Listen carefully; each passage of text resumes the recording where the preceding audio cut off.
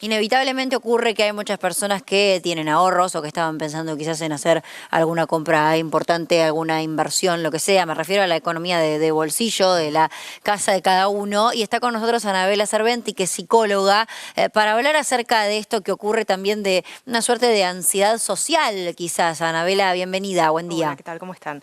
Sí, exacto. Todo cambio en cualquier regulación que impacta de lleno en nuestras rutinas es un ansiógeno para las personas. Y que sea un ansiógeno quiere decir que nos predispone primero a tener pensamientos anticipatorios para organizarnos, con lo cual eso ya es un desgaste de energía y es una sobreexigencia que se traduce en la respuesta de estrés. Y además a todo esto le tenemos que sumar que hay personas que ya pasaron por situaciones difíciles con la economía, con lo cual pueden tener marcas de trauma, ¿sí? Que también esto se traduce en síntomas de estrés postraumático. Sí. Entonces, ¿cómo se maneja ese estrés en cuanto a casi una desesperación, Anabela, de llegar el día lunes y que el que tenga la posibilidad a través de ese ahorro o el que tampoco lo tenga, con la expectativa y el temor que le genera para los próximos días? Desde tu visión psicológica, ¿cómo se puede comenzar a trabajar? Tenemos el fin de semana por delante.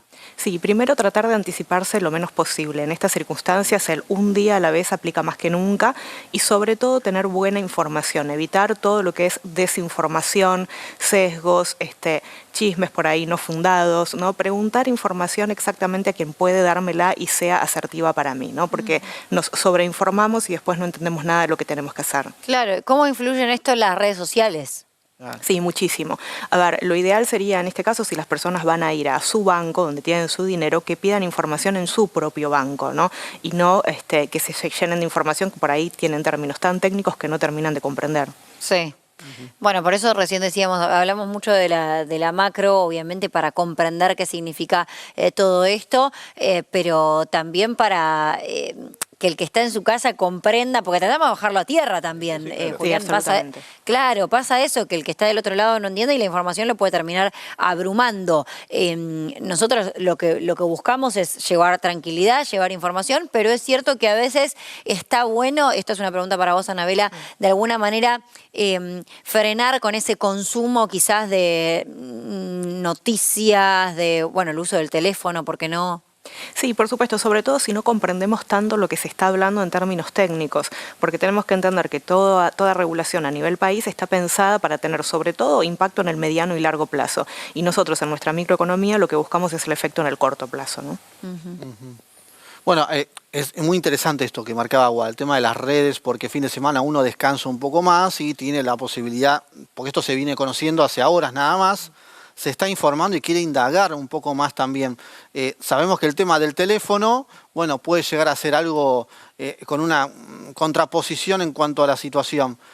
En la familia, núcleo familiar directo, madre, padre, los hijos, los mayores también, ¿se debería hablar esto en la familia para también aconsejar también uno con el otro?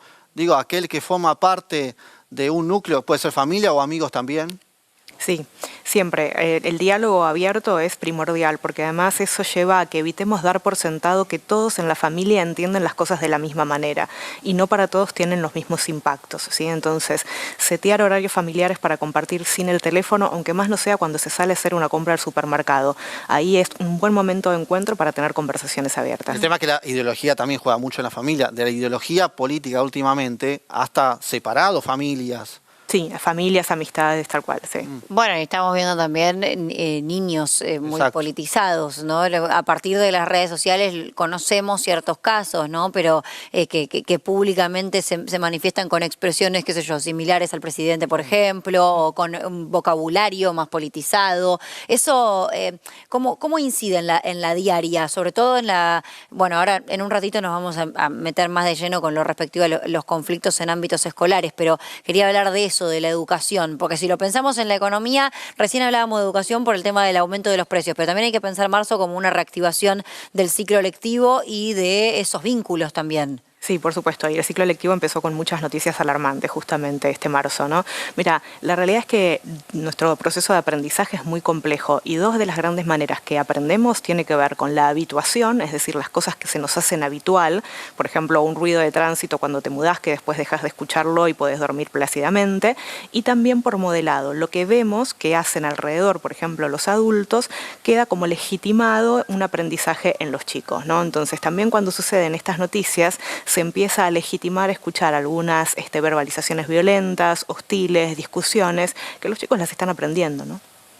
Y conversábamos acerca de la problemática en las escuelas hace algunos minutos. Sí, sí, con alarmantes datos, con el comienzo del ciclo escolar, lo decía nuestra invitada Anabela Serventi, licenciada en Psicología, que también establece cómo también, no solo las redes, la comunicación, la falta de educación, y también todo eso se va absorbiendo en cosas y situaciones, momentos realmente complicados para la violencia y los jóvenes que se encuentran en un peligro, y hay que tratarlos y hay que hablarlos para luego concientizarlos. Para anticipar nuestra charla tenemos el informe que resume básicamente lo que está pasando en Escobar, un nuevo intento de tiroteo después de lo que conversábamos la semana pasada y que ocurrió en Ingeniero Maywitz. El informe a continuación. Estaban riéndose y de la nada una compañera nuestra que está media ya mal estaba delante de ellas y ella pensó como que estaban riendo de ella, una cosa así, entonces se dio vuelta con un cuchillo y le empezó a pegar en la cabeza a mi amiga. Y bueno, pero le sangraba mal, la escalera está toda llena de sangre, el baño también. Y bueno, ahora está la preceptora, todo. Y se están retirando casi todos. Cuando salimos afuera había chicas de tercero que estaban llorando y bueno, se preguntó cuál era el motivo y ahí comentaban todo cómo fue. Espero que salgan y den un comunicado a los demás papás que tienen para que lleven tranquilidad a ella también. Eso es lo que estamos esperando. Cuando dijo que la había apuñalado con un cuchillo, yo pensé que era un cuchillo casero de casa. Sí. Pero después vimos las imágenes y no... Terrible, la verdad es terrible. Sí, hubo acontecimientos así de golpeteos, la semana pasada le había pegado a un nene, o cosas que por ahí uno lo asume como que son cosas de chicos, sí. Pero jamás pensábamos que iba a llegar a mayores. La preocupación de mamás, de papás que estaban contemplando un hecho de violencia brutal, uno de los tantos hechos que se dieron en los últimos días. Está con nosotros Anabela Serventi, le damos nuevamente la bienvenida porque recién la escuchábamos hablando acerca de la preocupación por el presente económico que atravesamos, Anabela, pero te pido un primer análisis de esto que escuchábamos, pero también que se viene registrando desde el inicio de clases. Sí, por supuesto. Escuchadas lo que decía esa mamá, creímos que eran cosas de chicos y nada más, ¿no? Se fue legitimando a lo largo de los años un nivel de violencia y después empezamos a cargar sobre esa línea que ya legitimamos, subiendo la apuesta, ¿no? Hoy los chicos están muy expuestos en redes sociales, estamos en la llamada sociedad del espectáculo, donde todo se tiene que transmitir en vivo, donde todo lo que hacemos en vivo nos tiene que dar recompensa y sobre todo una sociedad muy competitiva que hace que los chicos empiecen a pensar, al de Maywitz le salió mal, a mí me va a salir bien, ¿no? Digo, y eso empieza a ser peligroso, por supuesto, porque no pueden tener idea de las consecuencias a esa edad.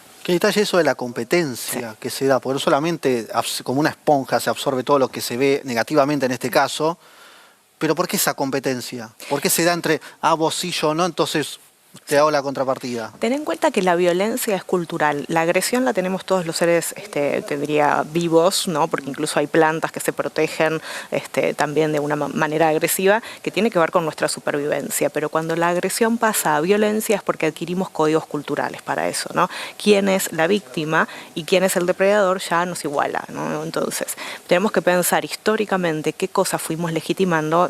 Yo estos días hablaba, no es nuevo esto de los lenguajes crípticos en los adolescentes, por ejemplo, de los actos violentos, el cine, la literatura, La Naranja Mecánica fue una gran producción, por ejemplo, en su momento retratando esto.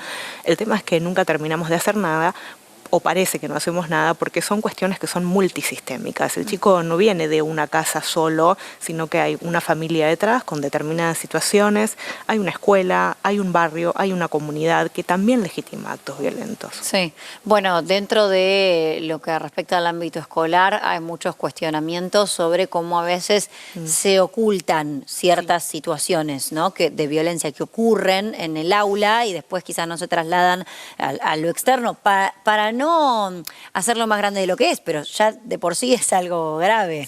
Sí, es muy difícil encontrar el equilibrio entre cuidar a los chicos, cuidar la confidencialidad de los chicos, no exponerlos, cuidar el trabajo de los docentes también, que muchas veces están desbordados intentando seguir el currículum, seguir el programa, los contenidos mínimos, y deja poco tiempo justamente para las habilidades socioemocionales y el desarrollo de las conductas prosociales. ¿Sabes que veía en Francia la última medida que terminaron de quitar el acceso a los teléfonos celulares en las escuelas? Sí. Medida que desde el 2018 se implementa, pero ahora para jóvenes de 11 a 15 años es directamente guardar el teléfono en las mochilas, o en algún locker, para que no tengan acceso y no vayan a la trampa de engañar para tener el teléfono. En la Ciudad de Buenos Aires no se permite el uso de teléfonos. ¿Está bien eso? Sí, está bien, pero en el sentido no de la prohibición por la prohibición en sí. De hecho, yo trabajo en una universidad donde tenemos modo learning, que implica que cuando empezamos la clase los celulares deben dejarse a un costado. La contradicción de esto es que estamos en una sociedad que cada vez te demanda que estés más conectado, ¿no? Porque cuando vos salís del colegio, un mundo laboral te exige que sepas muchas tecnologías y que tengas uso de múltiples dispositivos, ¿no? Ustedes están conectados todo el día, fíjense, estamos hablando, están con el teléfono en la mano atendiendo las pantallas, no pueden escapar de eso, ¿no?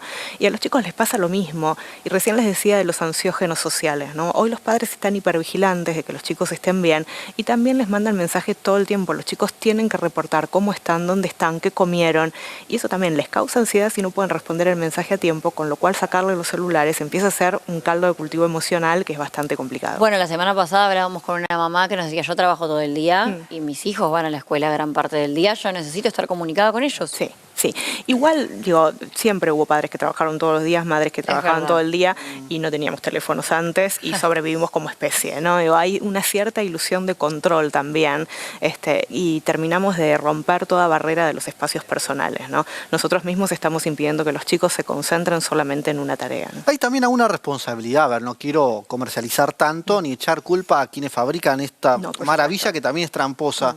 Pero digo, ¿no debería haber teléfonos adaptables a niños y adolescentes para que tengan filtros, para que también el adulto no lo controle todo el tiempo, que eso pueda ser contraproducente? Digo, este aparato que tenemos nosotros, que tenés vos, con los accesos que tiene, quizás eso no le favorece al adolescente que también lo tiene que tener. ¿No habría que tener celulares diseñados para jóvenes? Los hay, digo, así como los hay para jubilados, ¿no? Donde solo pueden llamar a los números que están ahí grabados y no tienen aplicaciones y demás. Digo, cualquiera puede programar este teléfono, poner un bloqueador de aplicaciones y demás. Y los padres también tienen manera de saber a dónde están los chicos por geolocalización. No hace falta que manden un mensaje preguntándoles a dónde están. Pueden fijarse y listo, ¿no? El tema es, toda herramienta puede ser buena o mala. El fuego nos sirve para calentar los alimentos y para quemar aldeas, ¿no? Entonces, el tema es el uso. Claro.